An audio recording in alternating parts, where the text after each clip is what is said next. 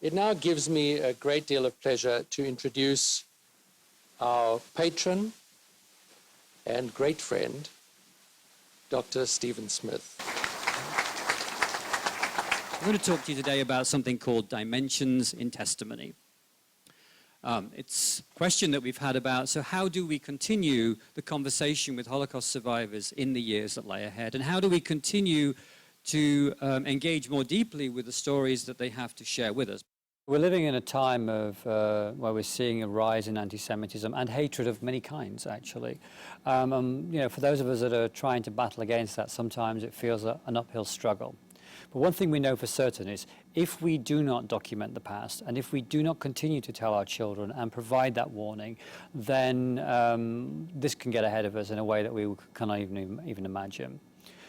Holocaust survivors bring several things to us. First of all, they bring us close to the history. But nothing beats talking to someone who says, this is my story, this happened to me, and this is what it means. We realized, in spite of the fact that Holocaust survivors were telling their story every day in museums and universities and classrooms, that the time would come when there wouldn't be that interaction between living survivors and students in the classroom. So we wanted to say, is there a way to capture that interaction? And we thought about filming them in classrooms. Maybe we could actually film the interaction in the classroom itself. But that seemed like you were just filming a situation. What happens if we would ask them thousands of questions about their lives that kids normally ask and capture all that in a database so that you can then converse with that database? And so we came up with a project called Dimensions in Testimony. Very simple.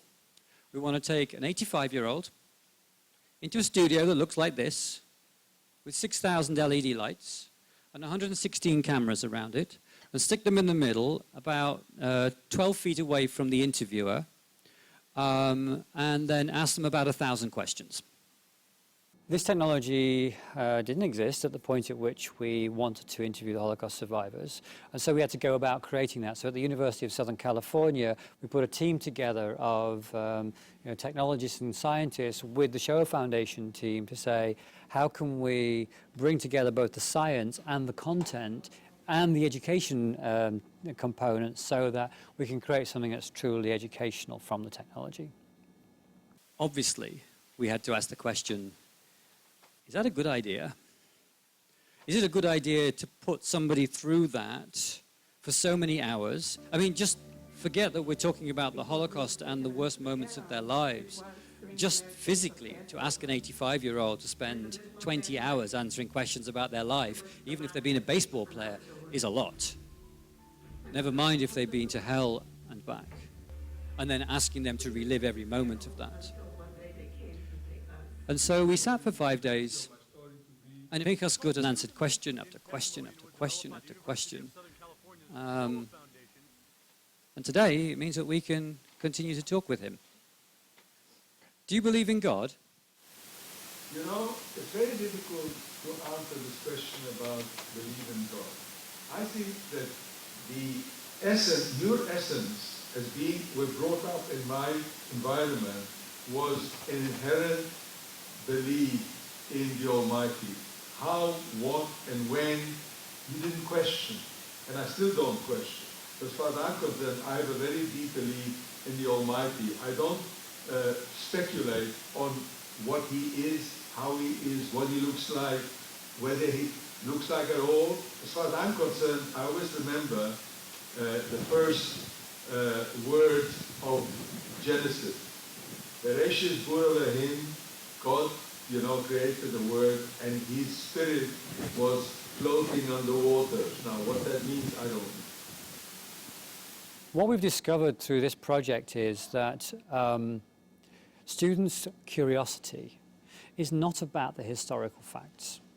We want them to know the history. It's important they know the history. But they don't need to know every detail in order to be moved as human beings, to be actors in the world and to be engaged. What this project does, it allows us to close the gap between the student and their lives, which is very divorced from the Holocaust, and the reality of their lives today, so that when they ask questions, the things that are on their mind that are troubling them about racism and hatred and bigotry and the things that they see in their world around them, these Holocaust survivors can answer those questions in a way which is direct and meaningful to them. this is not an AI in the sense that anything new is getting created. In fact, we promised the Holocaust survivors we would not create anything new. Because as you've probably been seeing from things on the news, you can turn President Obama into anybody you want using artificial intelligence. That's actually the easy end of it. What's difficult is when you've got a limited amount of content and an unlimited amount of people that want to know something from that. And when we do this interview with Pinchas, and we've already said it's only going to be a 5-day interview, and we're going to have school children in North America. We're going to have school children in Europe. We're going to have school children in South Africa. Oh, and you've lived in South Africa and Canada and England and Israel. So the kids from all of those countries are going to want to know something very specific about their country. Oh, and you're also going to have children of survivors, and you might have Holocaust survivors themselves, and you're going to have museum directors and historians. Who are the people that we most want to serve? Because we can only answer so many questions.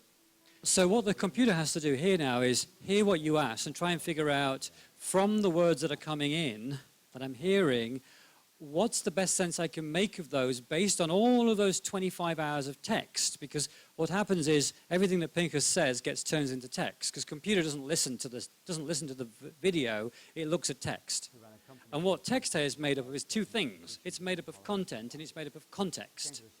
So this computer's got to work out is, what is this human being trying to say? Tell me about living in apartheid South Africa.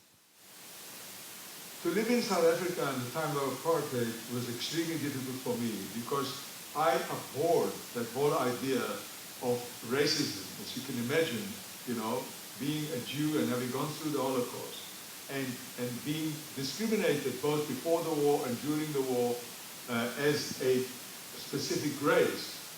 And I didn't want to go to South Africa in the first place. So it was very difficult, but circumstances were such that I had absolutely no choice. But the moment I had a choice, I left. Very often the word empathy, I think, is overused. But what we're trying to do here is actually say, is there a way to close the gap so that there's closing the empathy gap between the individuals who give their story and the young people that are asking the question? It's very easy to be sympathetic about somebody's life and say, oh, I just met this person and what a terrible life they had. This project doesn't do that. What this project does, it puts them in a position where both the student and the Holocaust survivor are empowered. The survivor is empowered to give insights into their lives. The students and the visitors are empowered to ask whatever's on their mind. Do you ever feel like you want to get revenge? I'm not a revengeful person. So I wanted justice. And justice is not revenge. This is not actually a technology project. What this is an opportunity for survivors to tell their story in a very deep and interactive and meaningful personal way, in which we've used technology to enable them to do that. What we're trying to do is say, how in the future can we continue to use all of the wonderful advances that we have at our availability, but in order to do that, to deliver a message that will make the world a better place. Can you sing me a song?